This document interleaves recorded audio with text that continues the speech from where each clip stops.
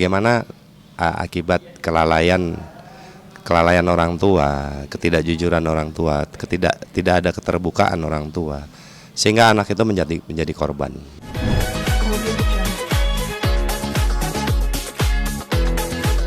Ya, awal dari saya bergabung di sinetron Cinta Alesa juga cepat sih prosesnya. Waktu itu ditelepon dari pihak MNC Picture.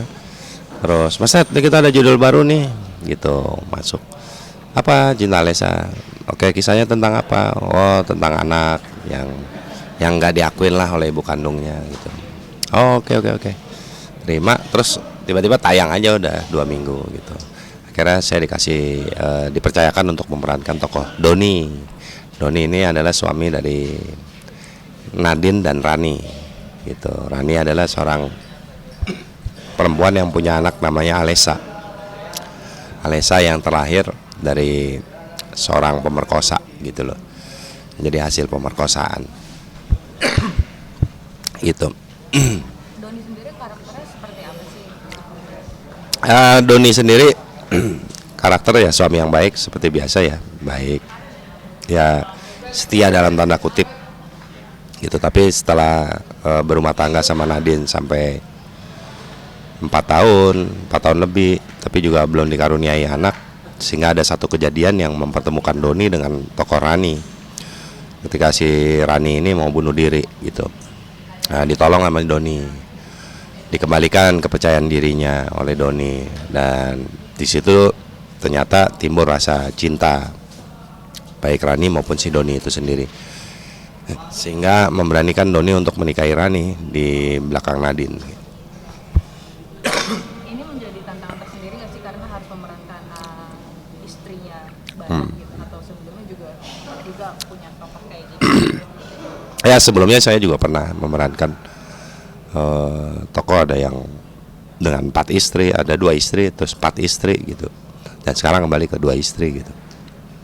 Cuma kan yang menjadi tugas pokok dari tokoh Doni atau yang saya perankan ini adalah bagaimana menyampaikan kisruh rumah tangga ya, atas ketidakjujuran, gitu, atau kebohongan yang dilakukan diam-diam di belakang istri pertama, gitu. Dan bagaimana menyajikan tontonan ini sebaik mungkin untuk penonton, bahwa ada sajalah kejadian kesalahpahaman atau apa.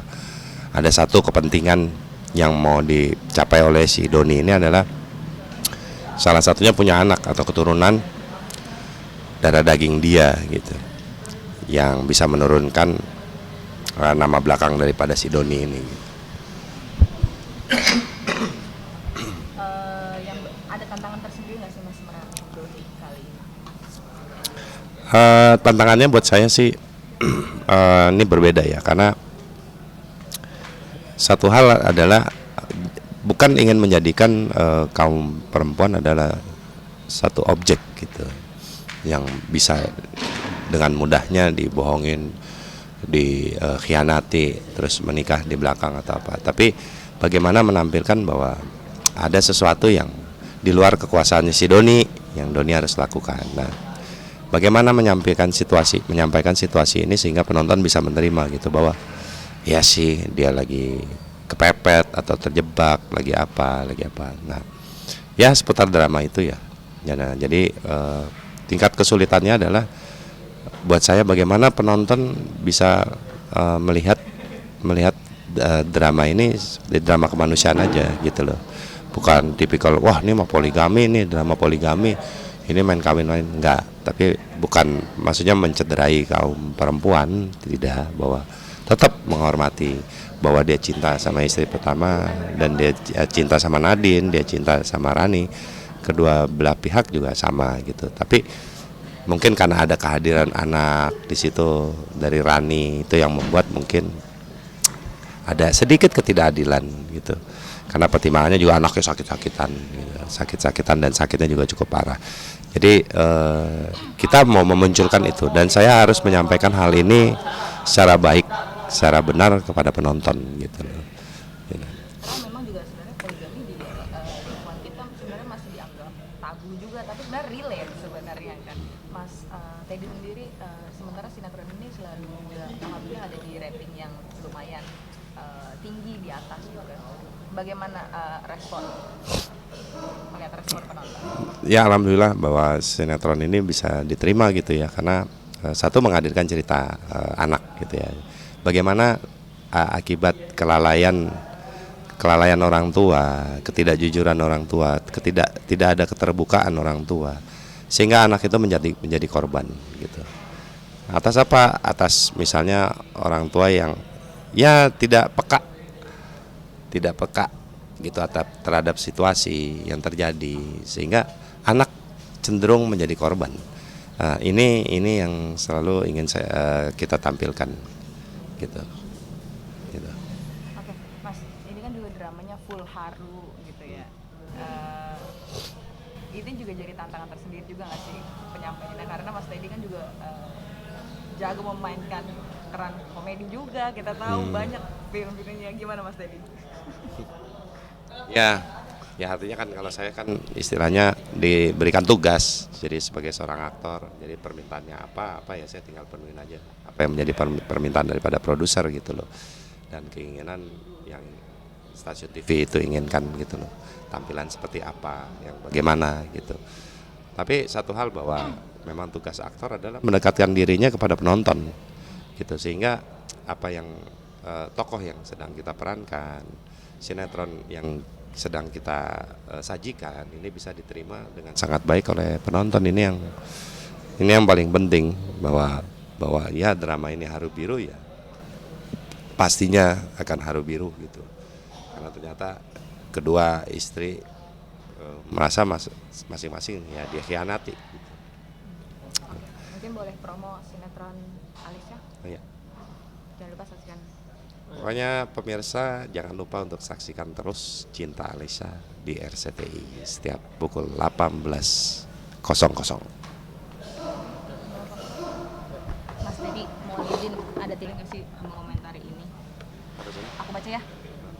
Kesal ditagih utang tak digubris, pria dobrak pintu rumah penghutang. Aneh amat. Jadi lagi viral, ini kan kita lagi bahas yang viral. Seorang pria nekat mendobrak pintu rumah milik si penghutang lantaran kesal saat menagih. Terekam sebuah video memperlihatkan aksi seorang pria tampak kesal sembari mengintip rumah yang ngutangin.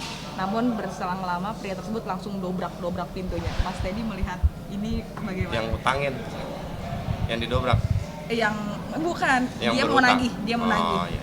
Karena ini kan sering terjadi juga nih, yang ngutangnya kabur tiba-tiba, mungkin ini yang diutangin nggak sabar tapi sampai merusak rumah segala macam kayak gitu. Mas Teddy melihatnya gimana? Ya kalau saya sih melihatnya ini kan masalah apa ya namanya? Masalah kehidupan di dalam masyarakat, bahwa ada orang yang sabar, ada orang yang juga tidak sabar, atau ada yang orang yang sungguh-sungguh dengan janjinya gitu. Dan saat janji itu tidak ditepati membuat orang ini tidak sabar gitu.